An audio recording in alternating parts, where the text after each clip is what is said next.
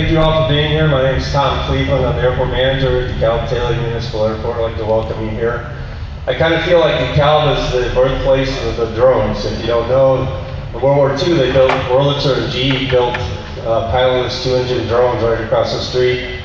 The Navy built this airport and they tested them right here. So it's kind of a neat thing. And we got a resident expert, Roger Keys. I don't know if he's in here yet. But he's going to be here tonight also, but that's an interesting thing. I'm going to introduce everybody at once, and then we'll get Mark Foisey up here first. Mark Foisey is with the FAA. He's the Unmanned System Specialist. Joseph Samudusky, right there. He's from Division of Aeronautics, Illinois Department of Transportation. He's a state expert. And then we have Ryan Tooze. He's with the Association for Unmanned Vehicle Systems International, the Heartland chapter. We also have Linda Shue right there. She's the Director of Safety of the Division of Aeronautics. And Carol Parrish, she's in the Safety Division also. So right now we'll get going and we'll turn it over to Mark Foisey with the FAA.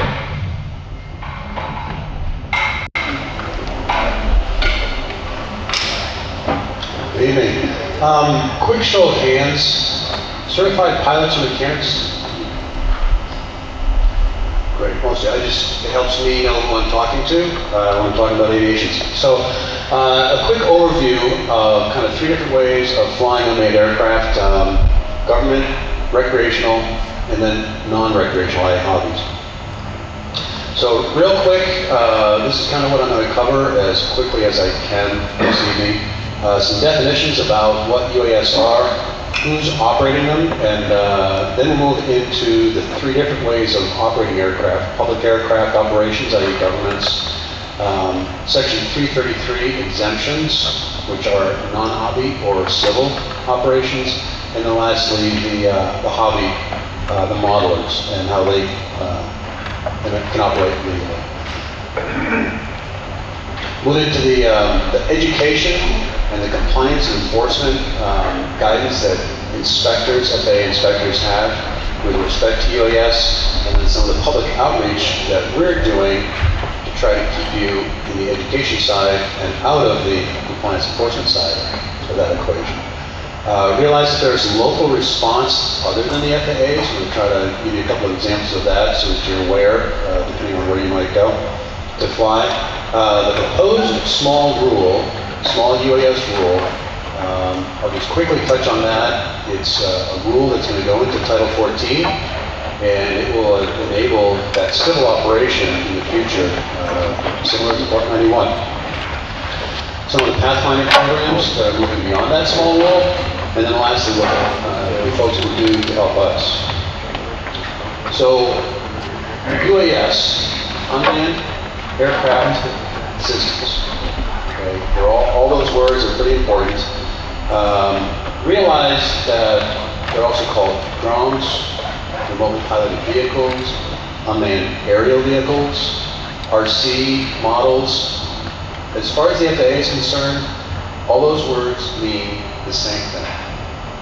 I use drones sometimes when I'm talking in conversation, but in the end, they're unmanned, they're aircraft, and they are actually systems. There's 3 parts to the system. The first one, the obvious one, the actual aircraft, the unmanned aircraft. But another crucial part is the ground control station. So this is the cockpit, it just doesn't happen to be in the aircraft anymore. And then lastly, the link between the ground control station and the unmanned aircraft. So who is operating in the NAS these days? So there's kind of 3 large buckets here, I call them. On the far left-hand side, you can see is the public aircraft operations, i.e. governments, federal and state and subdivisions of those governments. And law allows public aircraft operations to operate under some slightly different set of rules than normal civil aircraft. Okay? So they get a certificate of authorization. We'll talk about that a little bit, and then they move forward, and that's their set of rules. On the far right-hand side is the hobbyists, the modelers, the recreational flyers. They're all the same thing. There is a section that was written into law by Congress 3.5 years ago or so, back in 2012, and it kind of carves out some space for the modelers to fly in. It's got some requirements, and we'll go into those a little bit later. And then lastly, growing group in the middle there is civil operations. So these are all the non-hobby operations, and they don't have a law by Congress in which they can fly. They've got to use Title 14, but there's a lot of portions, there's a lot of things about unmanned aircraft systems that makes it so that you cannot comply with Title 14 the way it's written today.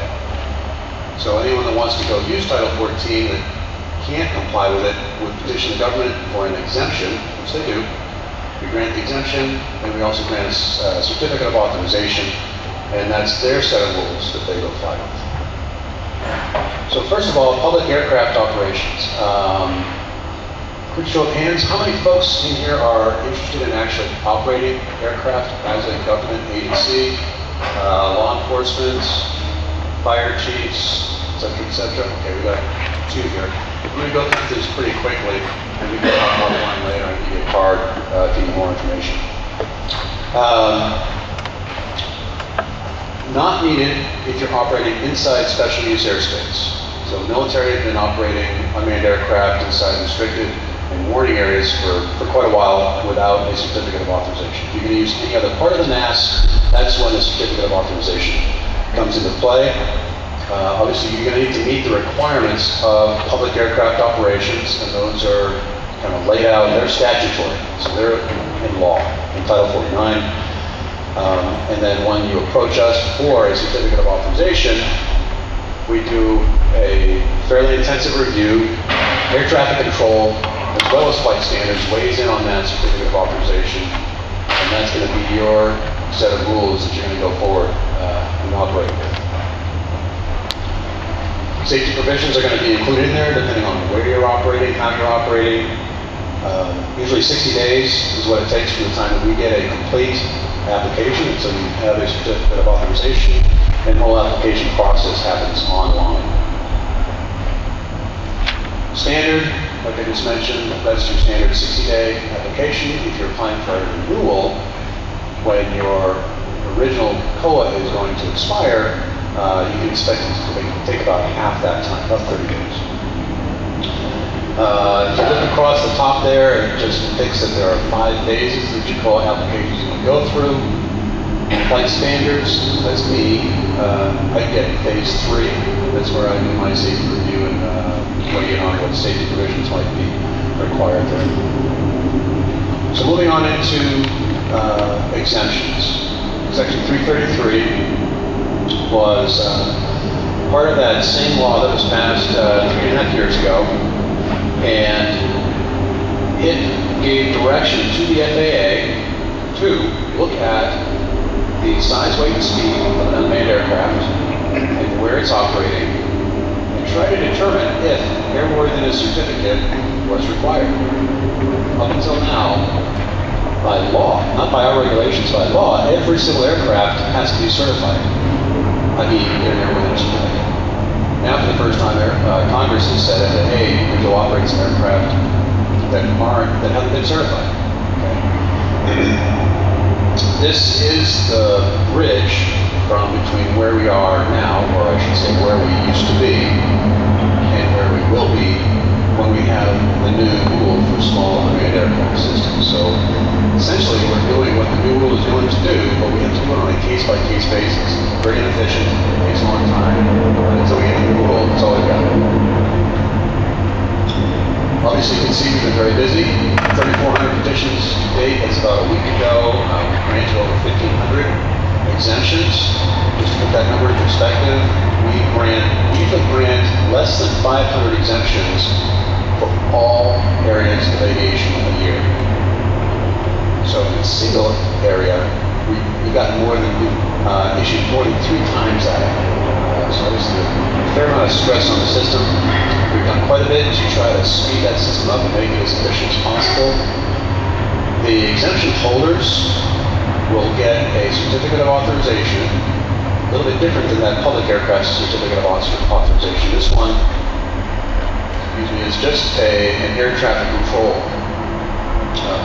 COA. And That's basically ATC's permission to use that piece of airspace.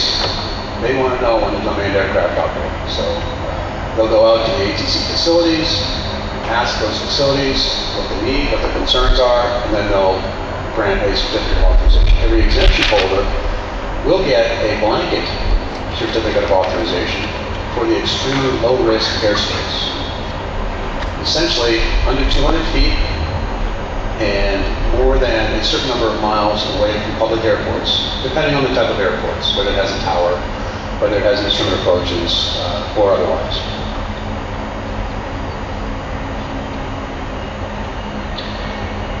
So I mentioned that Congress told the FAA, look at the size, weight, and speed of an aircraft and where you're operating. The intent behind that law is that there are some parts of the National Airspace System where operating an unmanned aircraft is going to be extremely low risk to the NAS and to the people and property on the ground. So here's some examples. In the upper left-hand corner is a closed movie set. So you've got a piece of property on the ground, it's cordoned off. Everyone that's inside that piece of property is part of the operation, and you're down at very low altitude. Other excellent possibilities, flare stack inspections. They tend to be out in very rural areas. Agriculture uses, also out away from people. So now you just have to avoid airports, and you are considered to be a very low risk to the National Airspace System. If you are pursuing an exemption, or you have an exemption, and this blanket COA does not meet your operational needs, not a big deal. You just need to petition, or actually apply for a site-specific COA. Okay. So if you want to operate closer than 5 miles from a tower airport, you can simply put an application in for a COA for this location. I'm 3.8 miles, north-northeast of such and such airport. If it's not that big, if it's a fairly benign application, there's a single one-way, the tower has no concerns over that, there's not heavy approach control in that area, it won't take very long to get that COA back. Some example of a very, very partial list, by the way, but you can see that there's some pretty big players that have exemptions already. Some pretty big insurance companies. Unmanned aircraft are extremely useful for some of their missions. Infrastructure providers, ComEd, the NSF. There's some movie companies up there.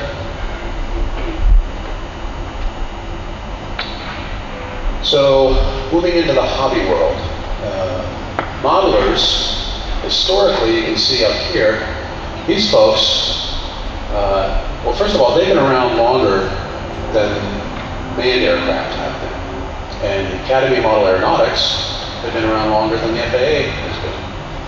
Historically, these folks, when they would go learn to fly their RC airplanes, UAS, you actually had to learn to do the stick and rudder in order to coordinate the flight of this aircraft. Okay. You probably had to build your own aircraft, those little small ones there, before you went out to fly it. Because this took so much knowledge, you probably had someone that you went to teach you, so you had mentors. Things are a little bit different now. Straight out of the box, you can buy an aircraft. The technology on board does the stick and rudder for you. It knows which way is up, and you simply tell it where you want it to go, and it will go there. It will maintain its coordinated flight, and it will do what you want. Do we have sound on this? Okay. I just want to give you an example of some of the challenges that we are faced with. Cannot open, maybe not.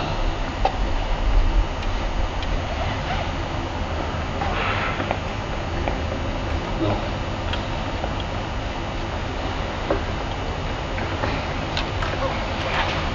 I can do it directly.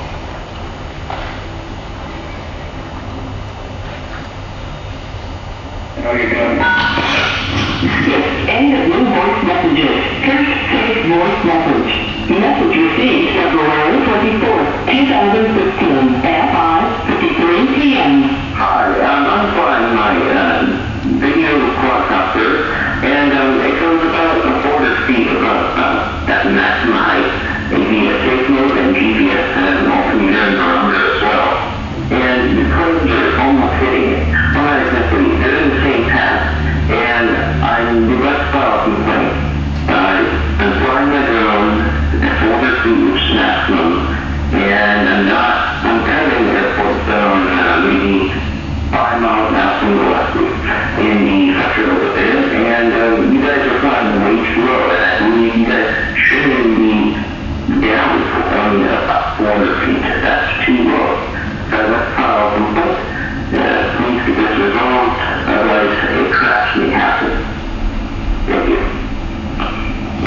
End this message. To replay this message, press. So that was a real live complaint phoned in to Gillespie Airport down in Southern California. And for those of us that are aviators, this somewhat boggles the mind. But this is the reality that we've got, unfortunately. We've got a huge education problem here.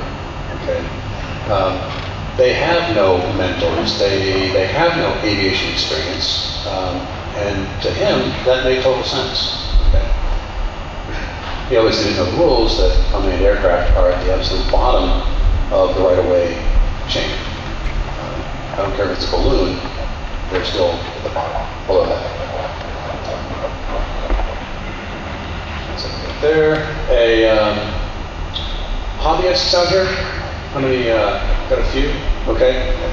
So, Advisory Circular 9157, been around for 35 years, was just updated, so that it comports with that Section 336 that I mentioned. So Section 336 allows modelers to fly, and Congress wrote it so in a way that it says, FAA, you leave the model aircraft flyers alone. And then it says if, and there's a list, section of a long list, but there's a list of operational requirements and definitional requirements in order to be considered a modeler.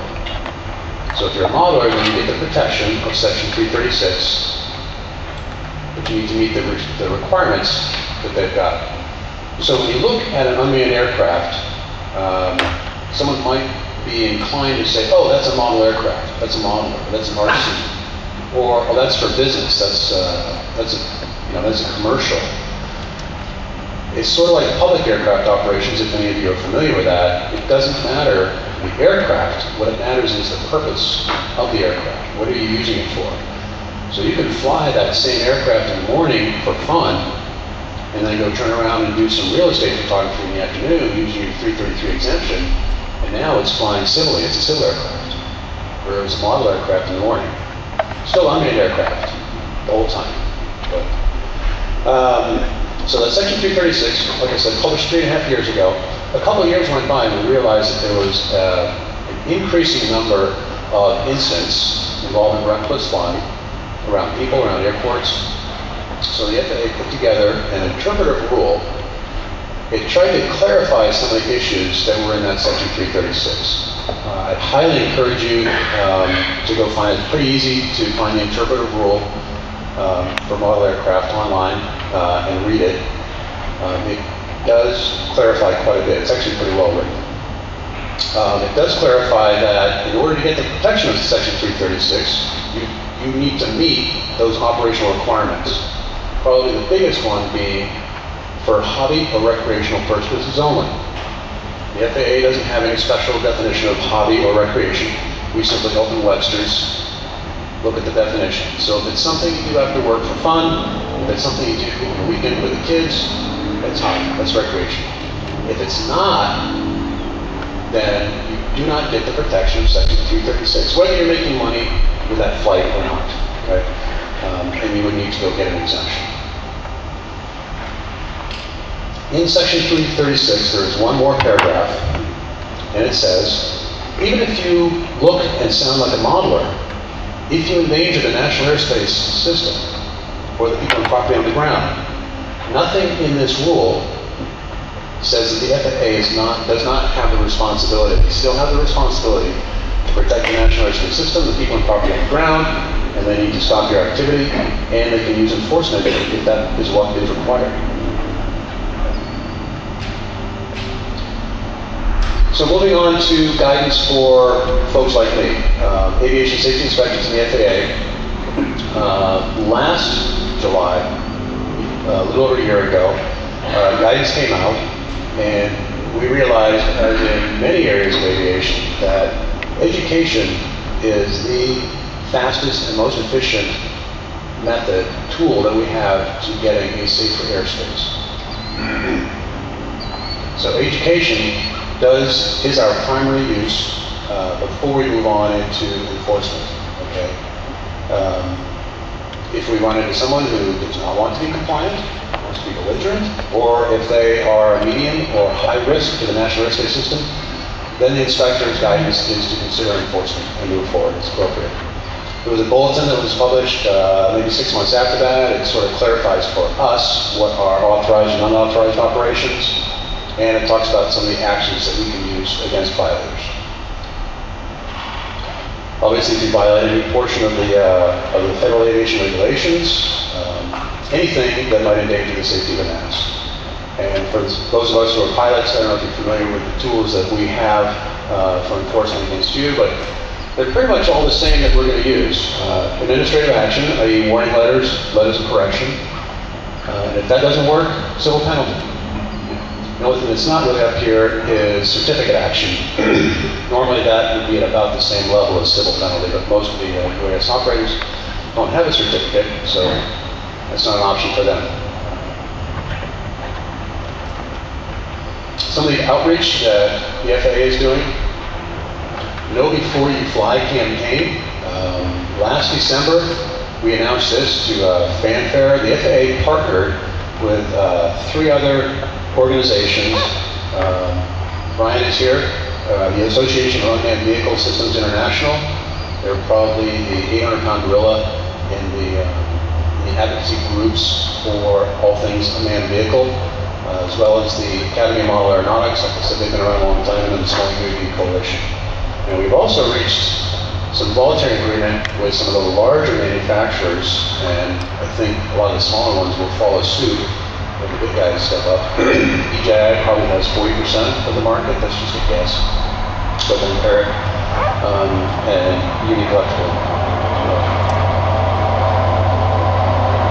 The FAA has put together a Before You Fly mobile app. It's for your phone. Interactive. It's currently the beta test. We have about 1,000 users. We're told a couple of months we should be able to get this out. We are expecting bugs like any other application, so we're going to work through those. I do apologize for the Android users. It's going to come out iOS first, and then Android to follow. Just real quick, it's going to be pretty slick, real handy. There's a planner mode. You can tell it where you're going to be, what date you're going to be. It's going to give you a map, shows you what's out there. Interactive map where you zoom in, lots of information relative to flying safely and knowing what's around. It's going to tell you exactly where you are relative to airports, down to the hundredth of a mile. And then the best thing, you got a status page. And it's going to tell you what's the airspace that you're planning on using, what the status of that airspace is with respect to TFRs, with respect to airports, etc., etc. Another campaign that kind of was born out of the no-fly zone that's around the Washington, D.C. area, the no drone zone campaign. And the nice thing is we've now got this digital toolkit that's available to any of our partners. You've got a large festival that's planned downtown DeKalb on a sunny afternoon in the fall.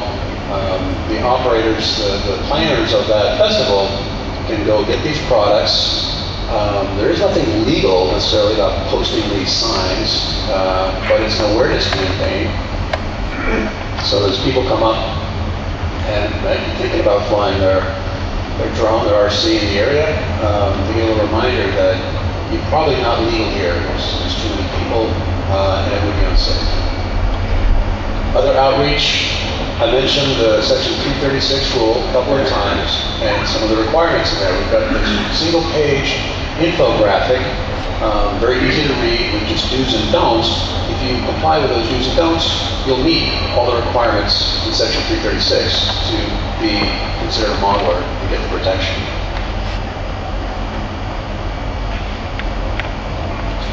So I mentioned local response, i.e.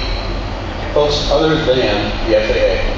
So we're not the only ones that are concerned about the safety of the people and property on the ground. National Park Service, they've got some limitations. They don't own the airspace above the National Park Service, but they can control the surface. They can prevent you from taking off an aircraft or landing an aircraft on that property. And then you go to the other laws. In order to be a modeler, you can't fly beyond visual line of sight. You need to be able to see your aircraft. So for most national parks, that pretty much puts them off limits for operating an unmanned aircraft. Local restrictions, you can see the Boston Marathon, they used the No Drones In campaign, Masters Golf Tournament. They also did some local ordinance. So just be aware that if you're out traveling, that there could be local ordinance, local rules that you need to be aware of. So the Small Unmanned Aircraft System rule is going to be Part 107 in Title 14. It was released for public comment much earlier this year. Public comment period was open for 2 months. I hope some of you maybe got a chance to read it, and if you did, hopefully you got the comments on it. The comments are what will make it a better rule. We did get about 4,500 comments, which was actually way less than what we were expecting, which we took as a sign that we had a good start. The comments, some of them are pretty robust, though. I can tell you the comment that I submitted as a civilian probably had 5 or 6 comments in my comment, and we've got a lot of those. There's some very knowledgeable citizens out there that are commenting, so we're going through the process of adjudicating all of those comments at this time. A lot of people ask, so when the new rule is going to come out? I can't tell you, only because I've never been part of rulemaking. The only thing that I've been told is that given an average of 16 to 18 months after the comment period closes, which was this past April, so we're looking at maybe sometime next summer and fall. I can also tell you that there's a lot of energy in the FAA to get this out the door. But I can also say, if it was only up to the FAA, it'll go a lot faster, but it's not. It's got to come out of the FAA, then it goes to the Department of Transportation. After the Department of Transportation, it goes to the executive branch. So there's a lot of people out besides the FAA looking at this report coming up. The small rule, it's going to be very similar to the exemptions that we're handing out right now, and we're quite aware that this technology is going to keep going forward. It's moving forward like a train. So the Pathfinder programs are some teamwork that we built up with industry partners. We've got 3 Pathfinder programs that is starting to explore UAS operations beyond what the small rule is going to allow. CNN is taking a look at visual line of sight, but in a crowded urban environment. Precision Hawk is taking a look at extended visual line of sight. What that means is I can't quite see my unmanned aircraft, but it's still close enough that I can see in the skies for manned aircraft. I can still sanitize the airspace, keep the airspace safe, even though I can't see my actual aircraft. That's going to be used, it's probably going to be more out in the agriculture type of setting. And then lastly, BNSF Railroad, they're looking at beyond line of sight, beyond visual line of sight. They would like to fly a Scan Eagle aircraft 5 miles out in front of their train or so, keeping an eye on the track. Some of their worst accidents happen when there's some problem with the track. And if anyone knows how long it takes to get a full freight train stopped, I think it's on 4 miles. I'm not quite sure, but I know it's a long way. Interestingly, when we actually announced this Pathfinder program, that same week BNSF had a horrible accident up in the Dakotas. I'm not sure exactly what they were carrying, but huge conflagration, big fire. It was a big mess, so it was timely. So lastly, the things that you can do to help us. If you're out flying and you see unmanned aircraft, and it's happening regularly, it's on a daily basis. If you're on air traffic control, please make a report. Consider that if it's close enough to you that you can see it, maybe it's a near-mid-air collision. So use that terminology when you make your report with air traffic control. If you get back on the ground, or sorry, if you're on the ground and you see something, realize that the FAA is not first responders. So you are downtown and you see someone flying a drone down the middle of Main Street. 911. Okay, this is a direct hazard, a direct safety concern to the people that are right there. So call the first responders, law enforcement will show up, and they'll get the information, get things taken care of. Lastly, FAA.gov/UAS, Unmanned Aircraft Systems. Fantastic website. I've had it up a couple of times. www.faa.gov/UAS. You say it a few times so it sinks in. It's got everything UAS. It's got public aircraft operations, civil operations, model, what's going on with the new rule, what the latest news is. There is enough reading there to keep you occupied for a month.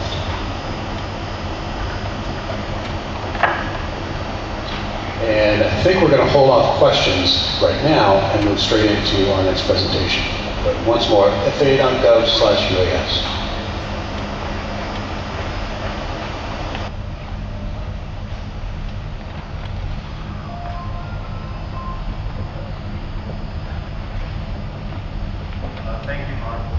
Thank you, Mark. In Mark's prior life, I believe he was an F-16 pilot, so thank you for your service.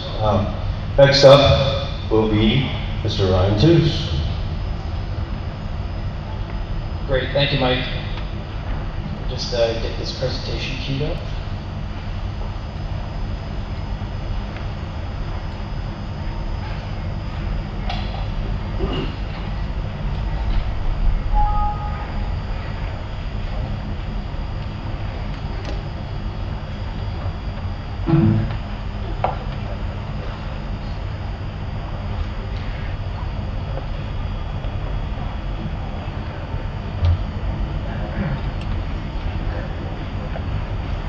And again, thank you, Mark, for coming in today. Mark's a great resource.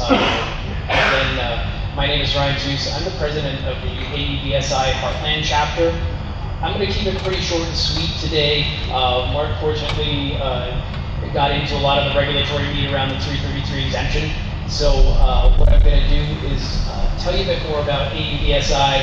I think, Mike, you mentioned in your introduction some of the history of unmanned systems here locally in DeKalb.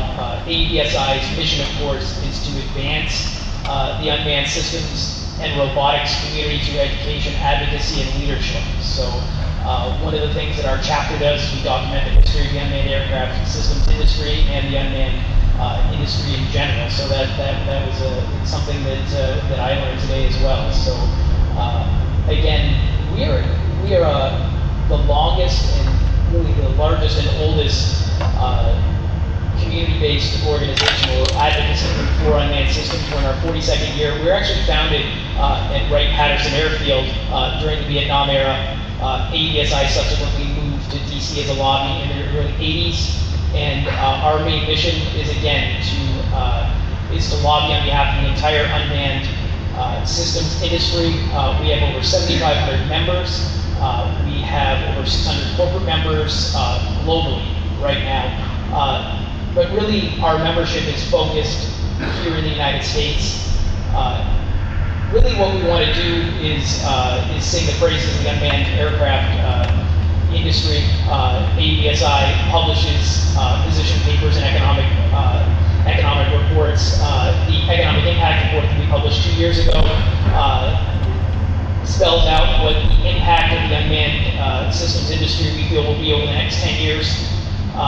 In Illinois specifically, we're looking at having an impact of over $200 million in the first 3 years, over 1,000 jobs. We're figuring over 1,500 jobs over the first 3 years, and over $1 billion in economic impact. So right now, every year that aerospace integration is delayed is definitely impacting the economy.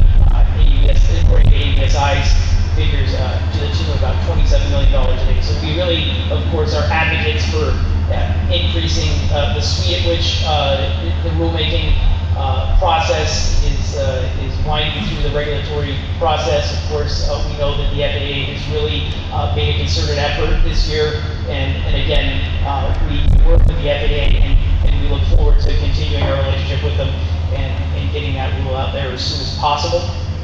ADSI as an organization has several events yearly. We have a large trade show every year. It takes place in the spring. This year we're in Atlanta at the beginning of May. Next year we are going to be in New Orleans. The trade show is now called Exponential, and this is really where you're going to find the largest gathering of unmanned systems experts here and really globally. It's our flagship show. We have over 8,000 delegates and 600 exhibitors this year, and we are going to be having it here in Illinois in 2019. We do a lot of advanced planning, but we feel that the industry is growing rapidly here, and this will be the first time we've had it in a northern-based location. So we're very excited as a chapter, and we're really looking forward to that date. Other things that we do as a lobbying group, we lobby on Capitol Hill. This past week we just had our Hill Day, where we lobby lawmakers in the state, in the House of Representatives and Senate, and I'll talk a little bit about some of the unmanned systems committees that the House and Senate currently has, and how we work with them. Of course, ADSI started primarily with a military focus. When we started out at Wright-Patterson Airfield, and for really the majority of the life of ADSI, we've been working on behalf of the larger defense contractors, but as the industry has grown and evolved very recently, there has been an emergence of new companies and the new smaller UAS technologies within the marketplace. So that's really become a focus of ADSI, and really that's driven a lot of the growth in membership that we've experienced over the last 5 years. It's really driving a lot of the growth that we have locally here in Illinois and Wisconsin as the Heartland chapter. So the focus has really shifted in the very recent past and going forward now to, again, more commercially based private companies and folks that are just getting into the space right now. Precision agriculture, again, is a very important use case for unmanned systems, and one that's having a big impact here locally and definitely driving a lot of growth for our chapter. So as I said, on the advocacy front, we work with the House Unmanned Systems Caucus right now, which currently has over 50 members. I think we might have a little battery right there. Brought the Inspire today. We're good. You can come up and turn it off if you want.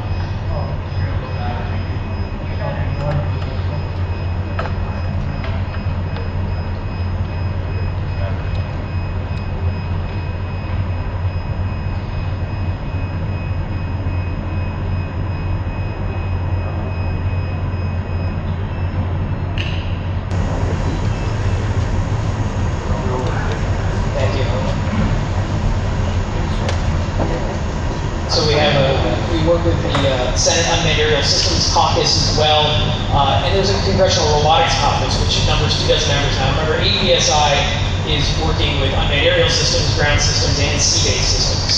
So ADSI engages in many advocacy activities for these congressional committees and caucuses, and we testify before Congress a lot. At the federal level, at the state level, most recently, we're going to get into IDOT's presentation shortly. We worked locally to help pass SB 44 in the Illinois State Legislature. But just this past week, we worked with we were working on behalf of our members in California to veto SB 142. I don't know if anyone's familiar with that legislation, but the crux of it was that they were going to ban unmanned aircraft operations below 350 feet. And that was very problematic to the industry, for pilots. It made it through the House and Senate in California, but Governor Brown has wisely vetoed that initiative. A Precision Ag conference, which we did this past March in Dubuque. So we had over 200 participants. We had over 20 corporate sponsors. We had 24 speakers, over 3 tracks, an academic track, a commercial track, and a regulatory track. Of course, we're gonna be executing that conference again this year. We would welcome everyone's attendance at that conference for us. On a more granular level, we do events here in Wisconsin, or here in Illinois and in Wisconsin. We're doing the Maker Fair up in Milwaukee in September, and again, that's going to appeal, to a broader audience. Again, sometimes hobbyists are asking us what's happening in the unmanned systems industry. Know Before You Fly, which Mark addressed, is a great advocacy program that we're going to be promoting there, and that we do promote in conjunction with the FAA, other regulatory bodies, and other advocacy organizations. We also do a bi-monthly Lunch and Learn series. So again, that goes back and forth between Illinois and Wisconsin. This month, coming up in October, it's going to be at the law offices of Hush Blackwell, which is about a 500 headcount law firm based in Missouri, but their aviation practice is based here in Chicago. So Tom Gimmel, who is the aviation practice lead, is going to be hosting that Lunch and Learn for us. He has military as well. He was an F-16 pilot as well, and leads that regulatory practice for Hush Blackwell. And that will give you a little more insight, kind of beyond the 333 process, just some of the future regulatory challenges that you might face as an unmanned systems business as the regulatory environment continues to evolve, and kind of some of the next steps that they see happening in the field, and how that would impact your unmanned systems business. We also engage in a number of lobbying initiatives here in Illinois and Wisconsin as well. We have a subcommittee that deals with government regulation. That's based in Wisconsin for us. We have 2 representatives up there. Most recently, they testified before the Wisconsin House of Representatives and Senate concerning the commercial impact of unmanned systems. Here in Illinois, we basically worked recently with the Senate in passing SB 44, which my colleague here from IDOT is going to bring everyone up to speed on the details of that task force that's been created, and how that is going to impact, again, the business environment here in Illinois, and how we are going to be giving recommendations to the Illinois Senate concerning how unmanned systems are going to impact the business environment here in Illinois. The last thing that ADTSI does that is noteworthy here is the ADTSI Foundation. So because we're a nonprofit, because revenues that we generate from our events and advocacy are plowed back into the organization, I think one of the most worthwhile things that we do is we fund the ADTSI Foundation. So that helps students at all levels. We have a fantastic marine-based program called Sea Perch that we engage middle schoolers in. We have a great contest that we run every year based out of the Naval Air Station, again, up in the northern suburbs. And again, that's a great way for students to get involved in robotics and STEM activities. At the college level, we sponsor several programs. We sponsor an aerial-based program, a sea-based program, and a ground-based program. A lot of great research teams and student teams from the University of Illinois, University of Wisconsin, and others participate in those programs annually.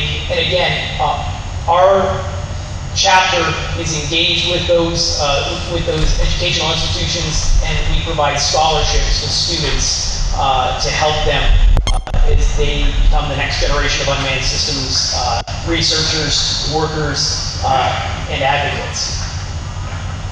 So this is just, again, some terminology that Mark touched on. Again, I didn't clean up the whole presentation here, but I think everyone, we got a good refresher as to what defines an unmanned aircraft system, what the various terminology is here, and really what some of the perception of the technology has been up to this point. There's some negative connotations there, and again, ADSI is working to promote the positive use of UAS in the national airspace, and we think that it will have a very positive impact in the years to come. Of course, there are a myriad of applications for unmanned systems. I'm sure that as audience members, you're aware of a few of these. And again, there's a broad base of use cases, and it keeps evolving.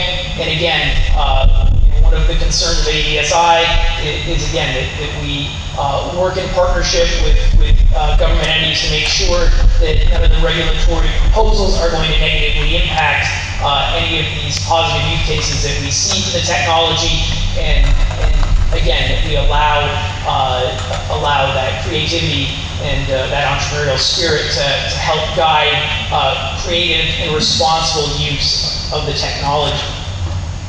And again, we do that through advocacy. As Mark mentioned, the Know Before You Fly campaign is one of the chief advocacy programs that AUVSI supports and leverages for the entire spectrum of the unmanned aircraft industry, from the hobbyist side right up to commercial and government operators. If you visit knowbeforeyouFly.org, you'll find guidance and best practices around operating in any area of the unmanned system spectrum. And again, if you're interested in membership in AUVSI, working with us to help advocate for the safe and effective use of unmanned aircraft systems, you can contact me directly, or you can visit AUVSIHeartland.org. You can learn more about the Heartland chapter, the events that I mentioned. If anyone is interested in participating in our Lunch and Learn events or our annual conference, I'd be happy to talk with you offline and let you know how to get involved with those things.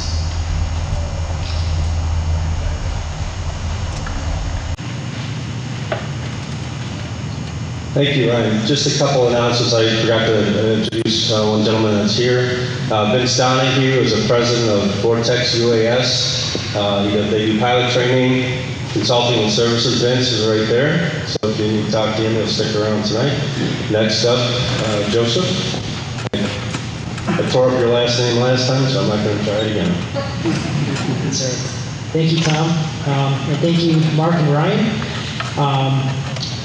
As Tom mentioned, my name is Joseph Samudovsky. I work at the Illinois Department of Transportation Division of Aeronautics. I am the flight safety coordinator here in Northern Illinois. I do airport and heliport inspections. Aside from my inspector role, I've been researching and keeping up to date on UAS and how they're starting to evolve and shape up. So what I'm going to be talking about is what Illinois is currently doing to position itself in this upcoming technology. So just a quick overview. Some of these things have already been touched on, so I'm going to just skip over those portions of the presentation. But I'm going to give a couple examples. I'll talk about the task force, as Ryan alluded to earlier, that Illinois is beginning to put together. Mark mentioned earlier, a UAS consists of the operator, the control station, and the actual aircraft itself. They can be fixed wing, rotary wing, and they are mission dependent. So the type of UAS that a particular individual or company is going to choose depends on what type of operation, whether it's hobby, search and rescue, aerial mapping. There's a wide variety of applications for UAS. Some of the components that make them fly. This is kind of an overview of some of the jargon and lingo that you may hear. Some of you are probably already very familiar with these things, but there's things like accelerometers, gyroscopes. Those are little boxes that just help determine what position the UAS is in, whether it's heading forward, backwards, north-south. A lot of these are GPS derived signals. There's gimbals. The gimbals are little attachments that go on the bottom or top of the UAS, where you can mount all types of cameras, both video and still photos. You can attach all types of mapping devices on there. Again, the number of types of technology that's available is changing almost on a daily basis. A lot of these UAS use lithium polymer batteries, which are very small. It uses a 2.4 gigahertz spread spectrum. Basically what that means is that the way the radio controllers connect to the device, the signals jump around very quickly to increase the liability of the signal between the control and the actual aircraft. There's some features on there that a lot of UAS are incorporating. One of them is called return to home. So if the system were to detect an anomaly with the signal, it would automatically return to its starting point. There might also be a button on the control you can just hit, and it'll come right back to where the controller is or where it took off from. There's something called geofencing. You may have heard that term. A lot of companies are starting, the ones that are controlled via GPS in terms of their position. The manufacturers are building software that prohibits it from taking off within certain areas, such as an airport, or such as let's say, the Capitol in Washington, D.C. That's called geofencing. And there's also firmware. Firmware is software that controls the system, and a lot of the manufacturers are able to push out new firmware to the device to add new features. So let's say you buy a DJI Phantom or whatever type of device, and it has a certain number of features. Well, if the manufacturer adds new features to that, your device can incorporate those features through a firmware update. It's almost like getting an update on your phone with the new operating system. So that's what firmware is. The control stations, those can be full ground stations, like the one pictured up at the top, and some of them can be even more elaborate than that. It can be a remote control, such as that picture, and we've got a couple of them on this table up in the front. They can also be as simple as a tablet or smartphone, and they can connect to the device via Wi-Fi. So there's, the control stations that's always changing too. It's going to depend on the type of UAS it is. Applications, those are already touched on, but there are a number of them, and it's continuing to grow. Again, a couple quick examples. I just have 3 examples here to kind of show the spectrum of what is out there. We do not currently have any drones, and I don't have any personal interest in any of these. These are just strictly examples. There's the DJI Phantom, which is a quadcopter, and you can see on the bottom there where the camera is mounted. That is a gimbal, that term that was used earlier. That gimbal can either be fixed or it may be able to rotate, so as the drone is hovering, you can move the camera around to take pictures from different angles. There's this SenseFly Swinglet Cam. This is more of a professional type use UAV. As you can see, it is a fixed wing. The Ohio Department of Transportation has purchased one of these to do aerial mapping. It's basically a styrofoam flying wing that costs in upwards of $10,000 and beyond. And that is all because of the camera and type of software that is on there. It can cover a 2 square mile area, actually more than 2 square miles area in one flight. You program it from a tablet and basically launch it, and it goes out and collects the data, and you can download it onto the computer, and it's all GIS-derived, Geographic Information System, which is big in construction and engineering and architecture type industries. And then there's this one, the Micro Drone 3.0, a very small UAS. It's, as you can see there, it fits in the palm of the hand, and it's got a number of features on it. I can't speak for all those that are looking towards a UAS like this. I would imagine it's more of a hobbyist type device, but then again, there might be a need for those that are doing certain types of building inspections, we need to get in some tight corners. So just a couple of brief examples of what is out there. Moving on to Illinois. In Illinois, Ryan's organization, AUVSI, recently released a report, and Illinois was in the top 5 states in the entire country with the most number of commercial exemptions issued so far. At the time of the report, there were a total of 18 issued in Illinois, and that's probably growing. Is beyond that. There's public agencies that are using them, from police departments, the Illinois State Police. You may have seen on the news, they're using one now for traffic accident reconstruction. And then Senate Bill 44 is the last thing I'm touching on here, and that is the Unmanned Aerial Systems Task Force. It was signed into law on August 18th, and that task force is to submit a report by July 1st of 2016 with some recommendations on how to address UAS in Illinois. And the law expires on September 1st of 2016. Now the UAS, again, it's called the Unmanned Aerial System Oversight Task Force, or just the task force. And beneath there you can read what its mission statement is. Basically to provide oversight and input in creating laws and rules for the operation throughout Illinois. The task force is going to consist of 22 individuals from various, both public and private agencies and special interest groups. The chair of the task force is going to be a member from the Illinois Division of Aeronautics that will be appointed by the governor. And IDOT, as an agency, as a whole department, is going to provide administrative support. And the main focus is going to be on the safe operation, usage, and regulation oversight of UAS. Again, this is going to be for throughout the state.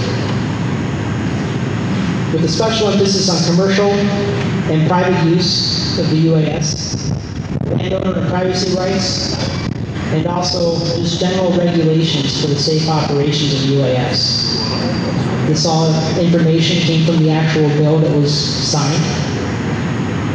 And here's a quick video from the Consumer Electronics Show, just kind of summing all the things up you've heard tonight. The Consumer Electronic Association is going to be joining our Know Before You Fly UAS educational campaign. The campaign was formed by 3 co-founders. Co-founders is AUVSI, the Academy of Model Aeronautics, and the Small UAV Coalition, and our campaign partner, the Federal Aviation Administration, the FAA. And we hope, along with the CEA and these organizations, we can help promote safe and responsible use of unmanned aircraft or drones. Together, the founding organizations represent the vast majority of UAS or drone users and manufacturers. All these organizations have a mutual interest in the safe and responsible flying of unmanned aircraft. CEA has a long history of doing public safety campaigns to make sure our products are used safely. We know that since the discovery of fire itself, every new technology has both benefits and it has risks associated with it. And you can take that all the way up to the car and to all sorts of products since then. But that doesn't mean we as human beings have to stop what we're doing and start declaring that innovation in any category is dead, because we're smart enough to figure out reasonable things, reasonable ways of working with our government to come up with things that make sense and allow innovation to appear and to grow and to do it in a safe way. And that's how we look forward to working with the FAA as it provides timely as well as innovation-friendly regulatory guidance. We want to thank CEA certainly for allowing us to be here to celebrate this new technology or this old technology, but also to be here at a time where we're celebrating innovation and where it's taking consumers, making people's lives easier. allowing for us to promote efficiencies at scale with this new technology. And so we're excited as a small UAV coalition, and I'll say that there are 160,000 plus people here, and I would imagine that everyone's going to purchase one of the UAVs, our membership, of course, in the near term. And what we need to have is to have the new users of UAVs understand what the rules are. And so we're excited that the new users are going to understand safe and responsible use of UAVs, and those rules are very clear. We want consumers to have fun with their unmanned aircraft, but we also want them to follow some best practices for safety. First, don't fly above 400 feet. Second, keep your unmanned aircraft inside at all times. Don't operate near people or crowds. Don't fly within 5 miles of an airport without notifying FAA, air traffic control, or the operator of that airport. These conversations with air traffic are very important to maintaining safety. You may fly your aircraft for hobby or recreational uses, but you can't earn money or use it for your business unless you get prior authorization from the FAA. Flying small unmanned aircraft might seem like the latest craze, but actually modelers have been flying model aircraft for over 100 years. In fact, before manned aviation actually came into existence, the Wright brothers used model aircraft to actually prove their wing designs for their manned gliders.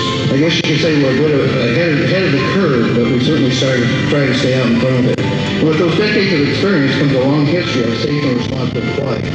All of our members adhere to the ATMA National Model Aircraft Safety Code, and we offer a variety of programs and training opportunities to encourage safe flying. We are proud to lend our expertise and experience to the Noble 40 Fly campaign and to be part of this effort. Our organization exists to advance air modeling as a hobby and to do so in the safest manner possible.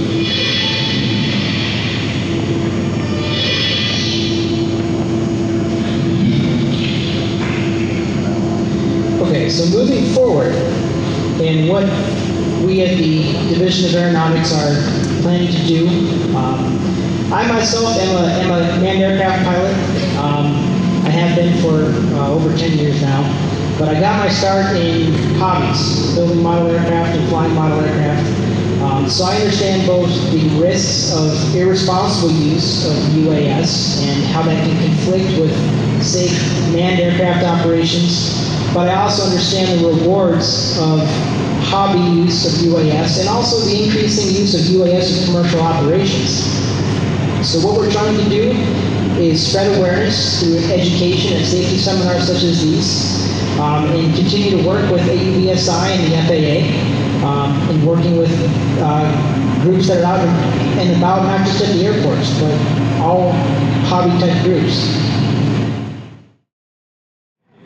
But I'd like to introduce Linda Shum she's the Director of Safety, not only Division of Aeronautics, just to say a couple of words. A very couple. Again, I want to thank Tom for putting this on and everyone here for attending. And I want to say, even though Mark has to leave, I believe our other speakers are going to be hanging around for a while. So those of you who are afraid to talk in front of people, go ahead and come on up. And then somewhere out there, there's a clipboard that's been going around. If you haven't signed it, particularly if you want wage credit, it's in the back there. Make sure you sign it. Thank you.